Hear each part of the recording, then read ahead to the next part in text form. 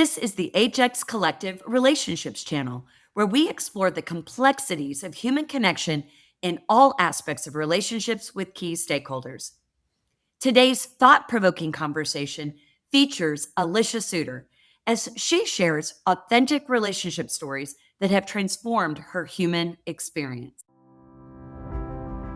The HX Collective explores the human experience through three main channels of life: work, relationships, and self. With raw, authentic conversations, the podcast investigates how challenges can become powerful teachers, leading to personal growth and deeper connections. Rooted in humanity-centered design, each episode reflects a commitment to doing good and doing well, featuring diverse voices and generational perspectives. Expect gripping stories of struggle and success, with thought-provoking discussions and concrete tools and tactics that encourage you to rethink your relationship with distress, helping you to establish your full human experience. This is the HX Collective channel. So, Alycia, so many great insights we had as we were discussing what it means to elevate human flourishing and the human experience through the lens of work. We're going to talk now a few minutes about the idea of human flourishing in relationships. Now, notwithstanding, a lot of relationship is very intertwined in the work lens, but more specifically, I'd love to hear your perspective, particularly given all of the various stakeholders or relationships we have in our lives that matter most. You know, in your introduction, you highlighted, in addition to being a mother to 20-somethings, you being deeply connected in your community as a volunteer, as a leader, you know, building connections with family, and you're one of the most thoughtful friends. And you think about the friend relationships, particularly for people, you know, after they've had their halftime birthday, their 50th birthday.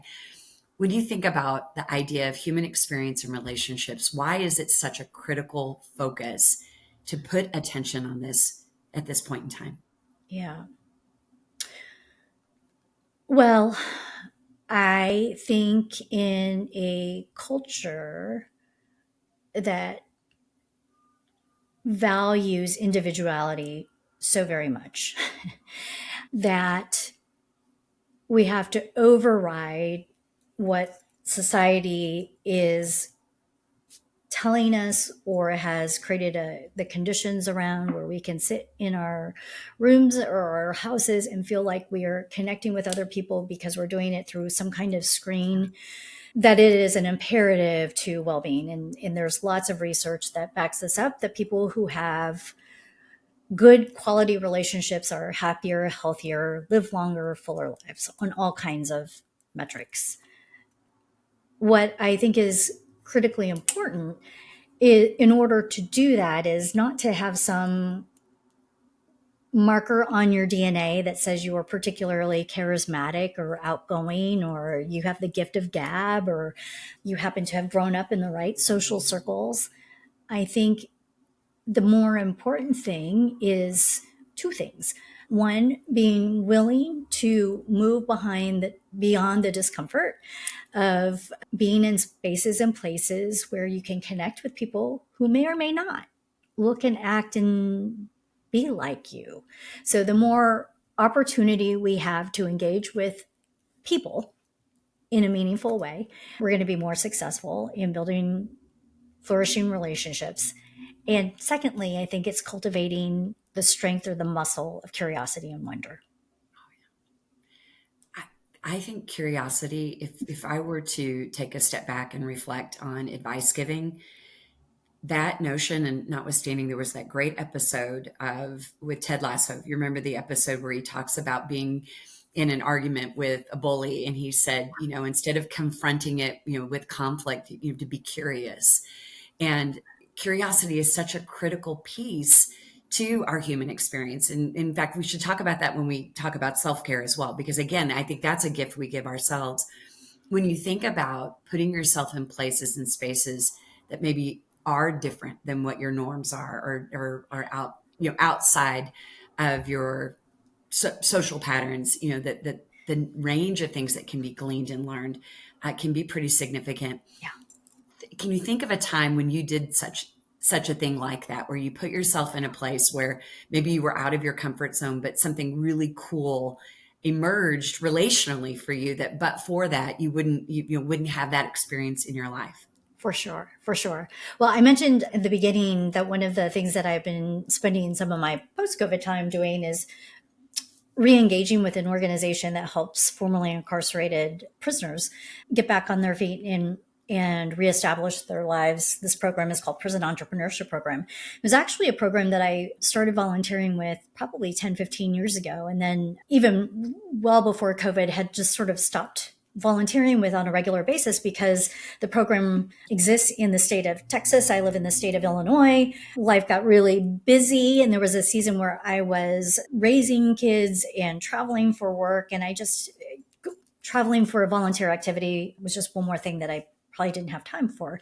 And yet, when I had initially taken time to get on a plane to go to prison in Texas, which, by the way, I had never been to prison before volunteering for this particular organization. It was one of the most profound opportunities to engage a little bit of curiosity and wonder. And I thought perhaps, by keeping an open mind, right, that I would be of service to the people I was going to advise and mentor. And certainly what I found is that we have much more in common than I would ever have anticipated or thought.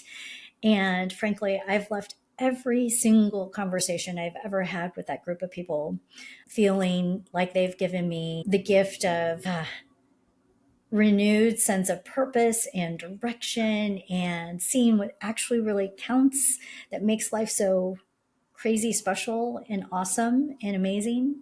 And now post COVID and post my kids growing up and moving out, I have had more time. So every Tuesday night, virtually, I get on and I do some mentoring and breakout conversation facilitating. And every Tuesday night, I think, I could think of a million other things that I could do with the next hour and a half. And by the end of that hour and a half, I am so profoundly grateful that I bothered to do it.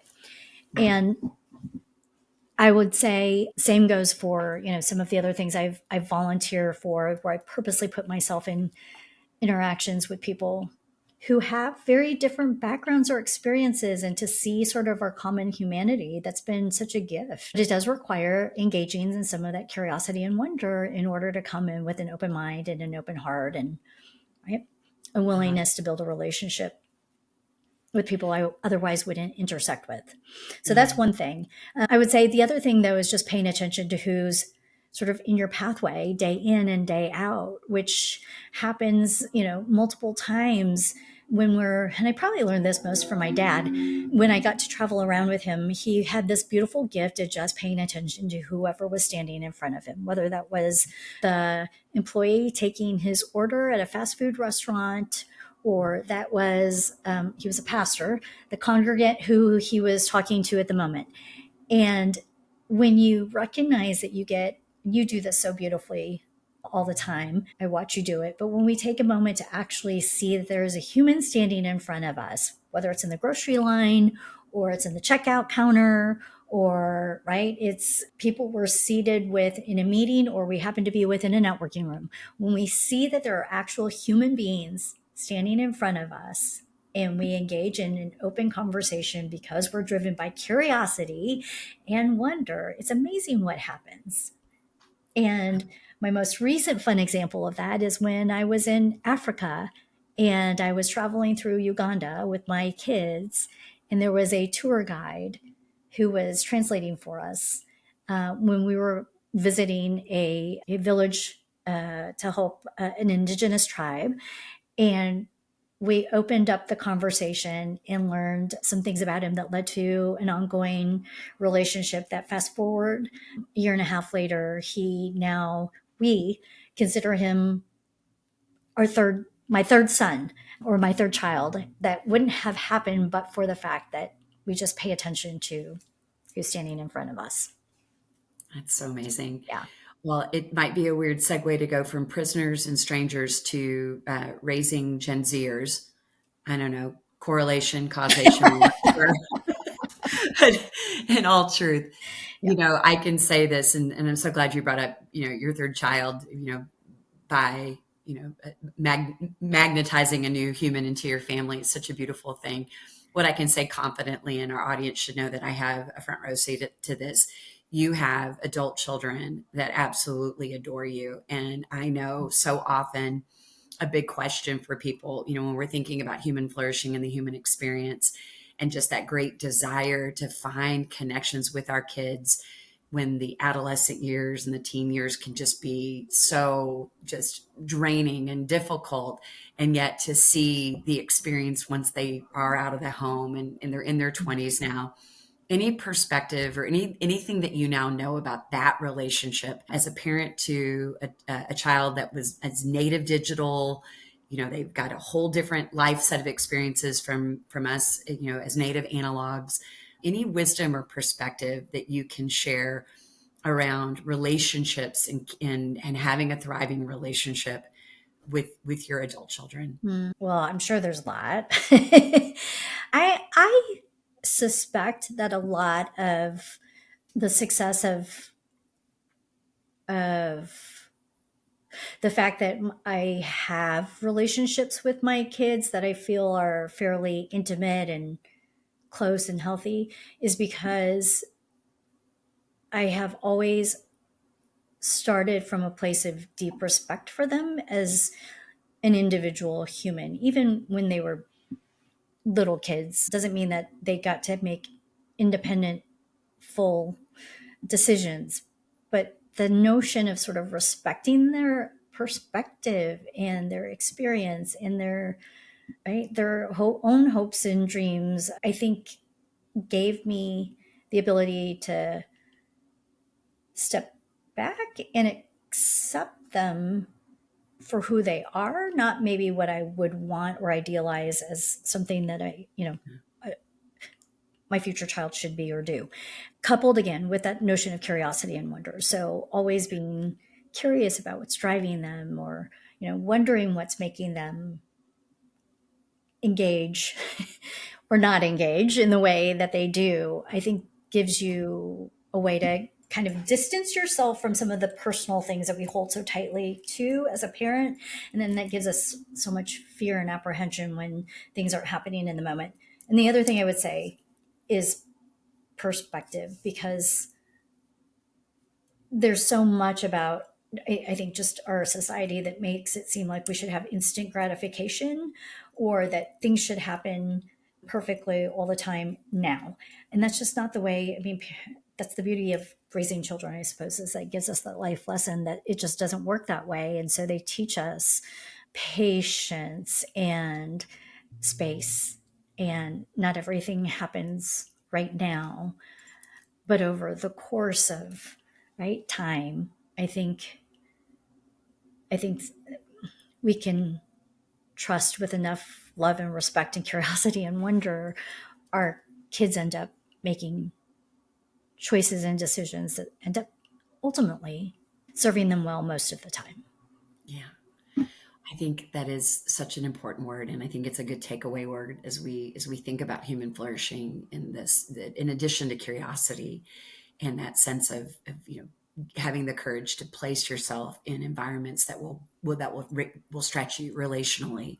I love the idea of perspective, and so much of human suffering, I think, is the result of not having perspective and having that idea of how things should be versus having a space to have things be as they are, just as they are, and having confidence and faith that things will manifest in the way they're supposed to for the future. So terrific perspective on that.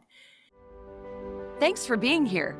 If today's conversation sparked something in you, we hope you'll carry it forward with curiosity, compassion, and courage. Subscribe to the show, leave a review, and share this episode with someone who needs it. Until next time, keep exploring what it means to be fully human.